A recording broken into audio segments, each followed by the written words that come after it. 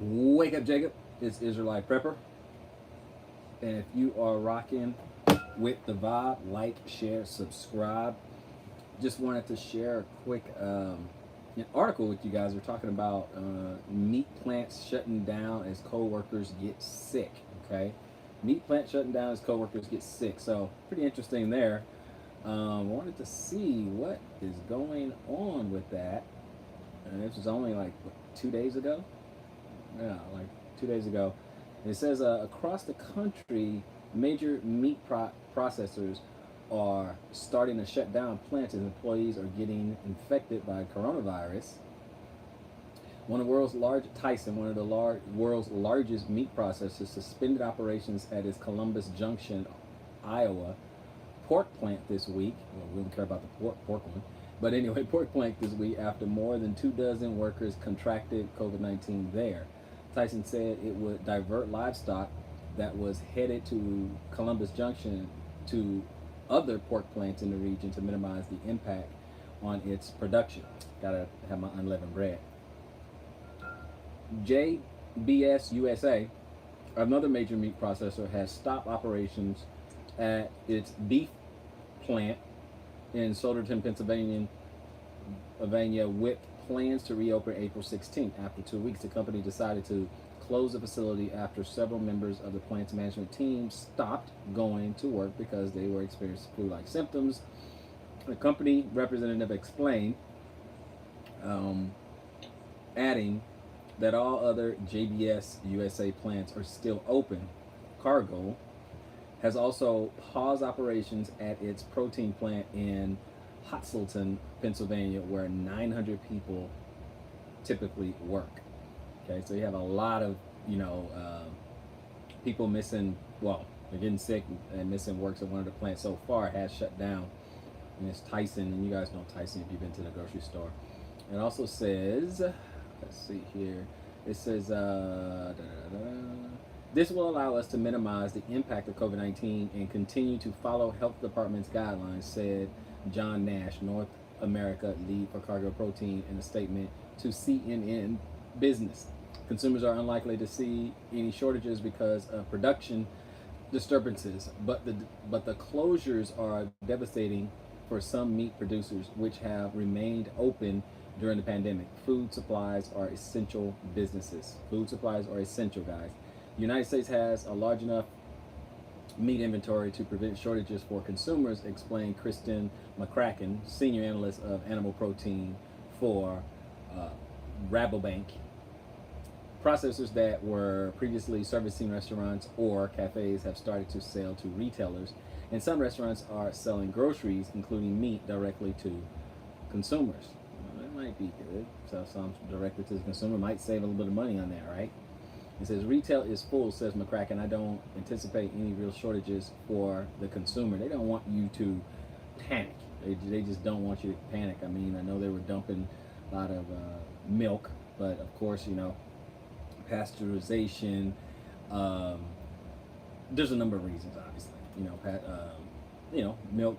Our milk needs to be pasteurized. Now, don't get me saying. I'm not saying milk has to be pasteurized, because people live on farms and they get milk right from their cows or goats and they just drink it right there. So I'm not saying that, but I'm just saying commercially they're going to pasteurize it. And then, milk has a shelf life too. So, people are not going to really stock up on milk like that. So it's kind of tough. So anyway, it says the closures mark a very small fraction of the overall slaughter in the United States. She added, at this point, there's really no reason to think that there'd be any major disruptions, but there's potential for the closures to accelerate, which could put a strain on the system and further harm producers. Okay, so if this keeps going, guys, if this keeps going, and they start to experience meat shortages, I mean, what would you expect to happen? If workers sicken each other, plants could remain closed for longer or operate at reduced speeds. Already fewer employees are working because they may have to stay home to care for children or sick relatives, among other reasons. The smart money would say that it'll be an issue at more plants. We just hope they don't all overlap at the same time, she said. If it expands to more plants, it becomes a serious issue. Producers would suddenly have nowhere to go, she said. If local outbreaks mean closures of a number of regional plants, producers used to selling their products locally could run out of options. For those producers, it is a crisis. National Cattlemen Beef Association President Marty Smith outlined a situation faced by cattle ranchers in a letter to President Trump on Wednesday. The onset of COVID 19 has resulted in the deep decline of both the cattle futures market and cash trade, resulted in significant financial challenges for our members, he wrote, warning that the market woes for cattle producers will only grow if packing plants shut down or slow down for an extended period. And folks, it looked like it may be an extended period. Here's the thing. I think a lot of us, I think you got to prepare yourself mentally, right? You got to prepare yourself mentally. It's not a doom and gloom thing. It's just a preparedness thing, right? And what I mean is, at first, the government would say, hey, this, I heard it was a few weeks ago, it was touted about that, hey, this will be over next week, or this will be over in 2 weeks. And look at us now, right? Okay, this is back in March. Here we are in the middle of April, right? And so they were saying, oh, this will be over. Okay, so that's faulty expectations. They're not giving us the right expectations. Now, me personally, I think it's going to be the long haul. Personally, I think things are going to get a little more rocky. As time goes on. I think it's going to last for a couple of whiles. I'm expecting months, right? That's what I'm expecting. We know school's out for the rest of the year. That's it. No more school. Now you go into summer. Summer's just a couple of months. Depends on where you are in the country. To some, it's like summer break is like a month and a week or two, right? I mean, over Arizona. Texas is a little bit different. It's a little bit longer. It's like 2.5 months, roughly, something like that. But it's just one of those things. If we don't adjust our expectations, right, then it's going to take a mental toll. If you think about it, you're talking about people who, what are some of the sales that skyrocketed, right? Toilet paper and bullets. Toilet paper and bullets, guns and ammo, right? So people are going to get a little stressed. So to help mitigate those stress, that stress is to manage those expectations. Those expectations, we got to be mentally ready to go for a long haul, okay? 3 months, 5, 6 months.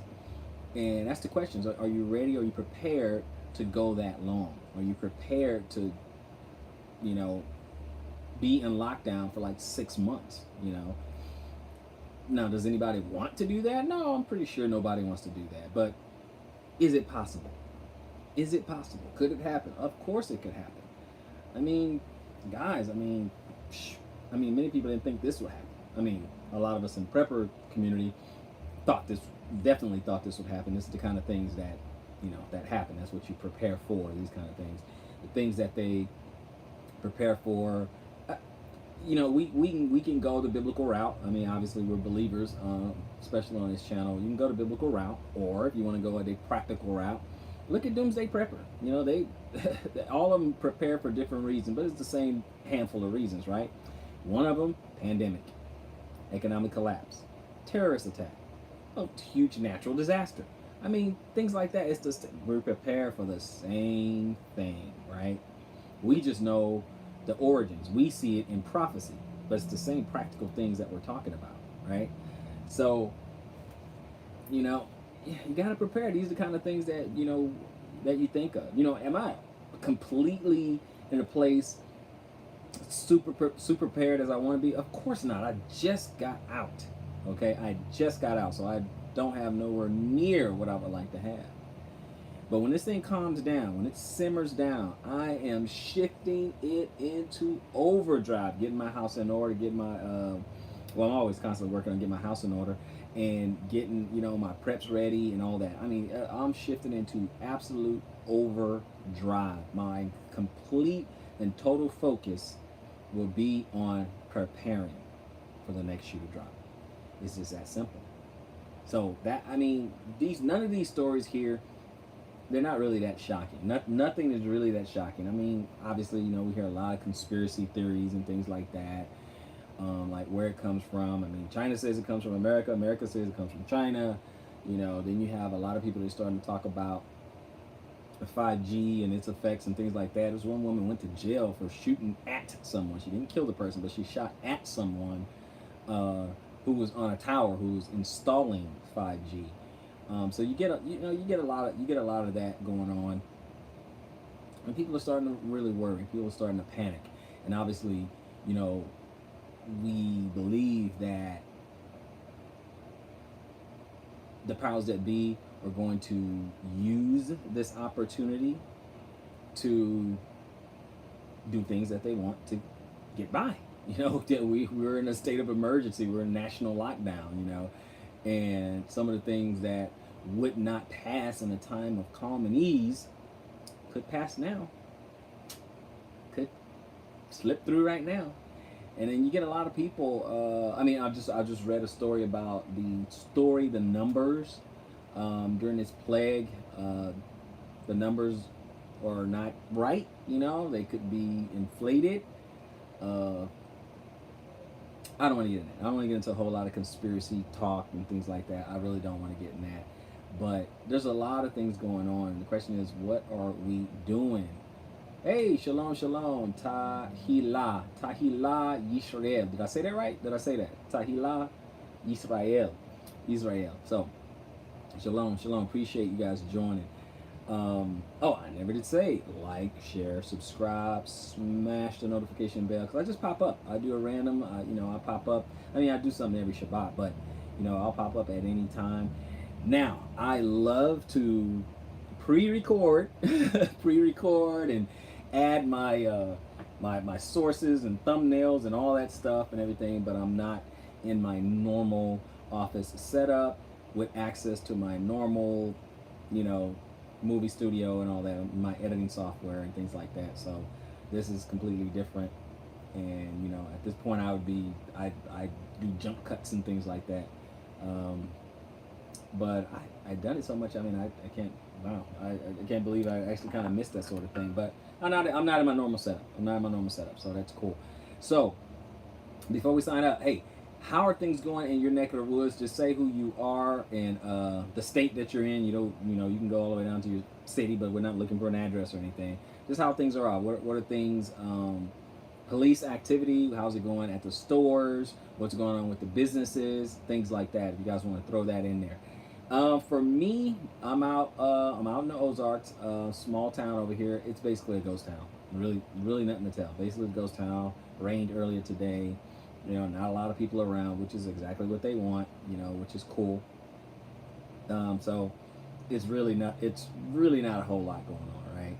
Last time I went to a store, people were definitely practicing social distancing. People, a lot of people gloved up, masked up, staying away from each other. I mean, we were moving out of each other's way, like really staying apart, like some of the funny videos, that you see on Facebook or something. People actually kind of avoiding each other. I tell you, man, it's the socially awkward, introverted person's paradise. They would love it. This is utopia for them. They're like, no one's really talking to each other. Everybody's stay over there, stay back, don't talk to me, don't deal with. This is a introvert's paradise. So, so it's cool. It's cool. It doesn't bother me much. I'm just looking for different ways to keep myself busy. One of the things I know I don't want to happen, and I don't want to binge watch into oblivion, right? I want to work, get some stuff done, right?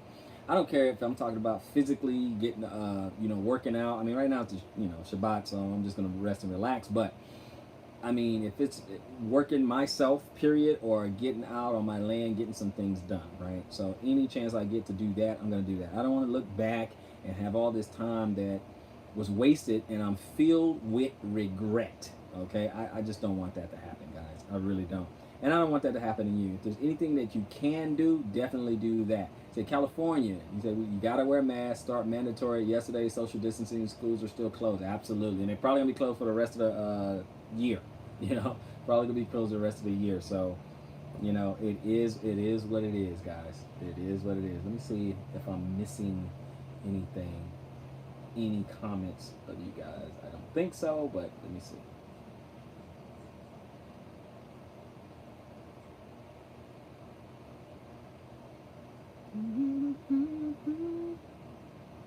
All right, let's see what we got.